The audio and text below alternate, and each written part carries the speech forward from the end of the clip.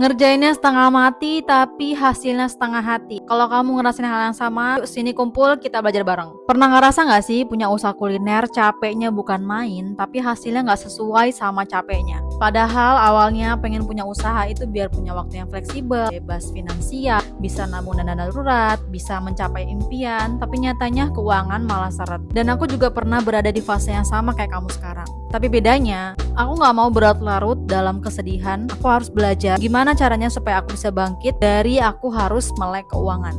Dan kalau kamu nggak mau punya usaha tapi kayak nggak ada untungnya, kamu harus jauhi 3 hal ini. Yang pertama, males hitung HPP. Riset membuktikan OCBC Business Fitness Index 2023 bahwa sekitar 80% UMKM di Indonesia masih melakukan pencatatan keuangan dan stok secara manual. Padahal menghitung HPP ini krusial banget. Bayangin aja kalau kamu jualan tapi kamu tuh nggak tahu untungnya berapa, atau jangan-jangan selama ini kita jualan tuh malah nggak untung sama sekali. Ini bahaya banget. Dan kalau misalnya di luar sana masih banyak yang bilang ngitung HPP itu sulit, kamu mungkin belum dapat template-nya aja. Karena di luar sana sudah banyak banget template berterbaran cara menghitung HPP cara lebih mudah yang bisa langsung kamu praktekkan langsung di rumah. Yang kedua, nggak punya laporan keuangan.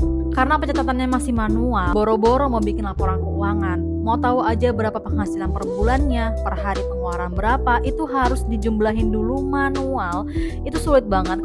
Belum lagi kalau misalnya kita catat manual itu kalau terhapus, kalau resiko lagi kalau misalnya kena hujan tuh, jadi buku laporannya hilang. Jadinya malah nggak sistematis, bukan yang malah praktis, malah menjadinya malah mempersulit. Harusnya kita sekarang sudah harus bisa menggunakan aplikasi-aplikasi di luar sana yang jauh memudahkan kita semua. Bahkan sudah ada template-templatenya. Laporan keuangan ini nantinya sangat penting buat kita tahu sebenarnya berapa kita punya keuntungan, berapa kita punya kerugian. Yang laporan keuangan ini baru bisa kita bikin setelah kita punya data mentahannya. Pemasukannya berapa, pengeluaran berapa, bayar ke produsen berapa. Kalau misalnya kita nggak tahu data tersebut, bagaimana kita membuat laporan keuangannya? Yang ketiga, nggak pernah evaluasi. Padahal ini penting banget buat kamu tahu sebenarnya kamu itu setiap bulannya naik atau turun. Sebenarnya malah jadinya growth atau minus growth. Kalau misalnya perusahaan besar, mereka punya memang sistem keuangan yang bisa nge-track record dari per bulannya, bahkan even ke year to date-nya, per tahunnya mereka bisa tahu berapa perkembangan dari bisnis keuangannya. Jadi bukan berarti karena kita UMKM kita nggak tahu ya,